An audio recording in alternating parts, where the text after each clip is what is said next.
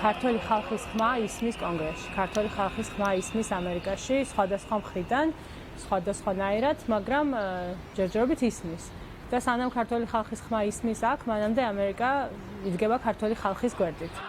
პროფესიით იურისტი, ქართული ამერიკელი სალომე წერეთელი ამერიკაში ქართული ასოციაციის პრეზიდენტია. ასოციაციის, რომელიც უკვე 91 წელი არსებობს და ბოლო 3 ათწლეულია ქართულ-ამერიკული ურთიერთობების ხელშეწყობით არის დაკავებული. ბოლო წლების განმავლობაში ასოციაცია ძირითადად საგანმანათლებლო კუთხით მუშაობდა, თუმცა დღეს ქართული ოცნების რიტორიკისა და პოლიტიკის გამო ასოციაციამ მიდგომა შეცვალა. მკითხეთ, რატომ? არ მოხდეთ ისეთ სიტუაციაში, როგორშიც ქართული ასოციაცია 70-იან და 80-იან და 50-იან წლებში იყო და ცდილობდნენ, რომ საბჭოთა კავშირის კლანჭებიდან დაეხსნათ ქვეყანა. ძალიან არავის არ უნდა, რომ ისე მაგ სიტუაციაში დაუბრუნდეს და ამის საფრთხე დადგა რაღაცნაირად. ამიტომ გამოვედით, ასე ვთქვათ, საპროტესტო აქციაზეც და ყველას შევახსენეთ და მათ შორის სახელმწიფო დეპარტამენტს, მათ შორის კონგრესში ჩვენ წარმომადგენლებს, პარტნიორებს მივაწვდით ხმა ჩვენი განცხადებითაც, რომ ეს შემაშფოთებელია, რომ ხედავთ, რომ ეს არის ნათლად კურსის სრულების გარკვეულად მაჩვენებელი.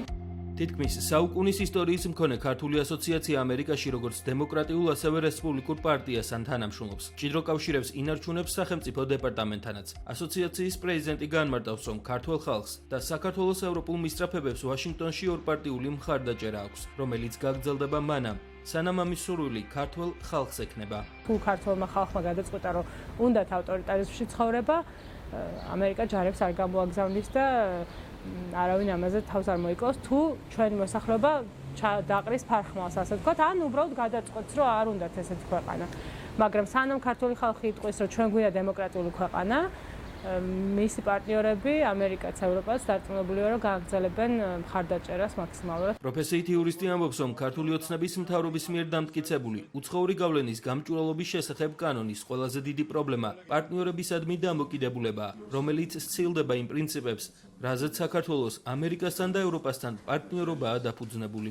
მართლმუნებლის ცნება არ არის ზუსტად განსაზღვრული და ეს არის ერთ-ერთი დიდი ხვრელი, ასე ვთქვათ, სამართლებრივად რომ შევხედოთ, რომ რა მიზნით და რა მტკიცების ტვირთი სახელმწიფოზეა თუ აგენტზე ამ შემთხვევაში და ესეთი სხვა ნიუანსები, რომელიც ძალიან კაფეო დასანახია და თუ დანახვა უნდა ვინმეს შეიძლება ამაში საგნობრივად განხილვაში შესვლა, თუმცა ეხლა უკვე გავცდით მაგ საკითხს, უკვე აღარ აქვს მაგას მნიშვნელობა, იმიტომ რომ მეგობრები, პარტნიორები გურჩევენ, რომ ის რაც ამ კანონის მიღმა, ასე ვთქვათ, პრინციპი არის, უკვე არ შეესაბამება იმ პარტნიორობის პრინციპებს, რაზეც აქამდე ვიყავით შეთანხმებულები. ამიტომ ეს არ არის მარტო კანონის რაღაცა მუხლებზე უკვე, ხო, ეს არის მთლიანად პრინციპზე, რომ ვის ვირჩევთ პარტნიორად.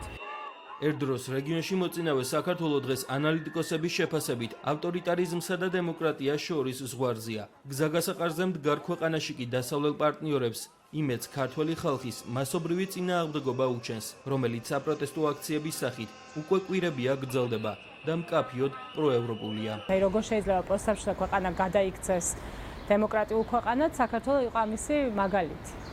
სითის საჩვენებელი კი, რა თქმა უნდა, ბევრი თავისი სირთულით, პრობლემით, მაგრამ სხვა ქვეყნებთან შედარებით იყო ნამდვილად დიდი წინსვლა, ძალიან ბევრი მიმართულებით და დღესაც გრძელდება რაღაცა მიმართულებებით ეს წინსვლა გრძელდება.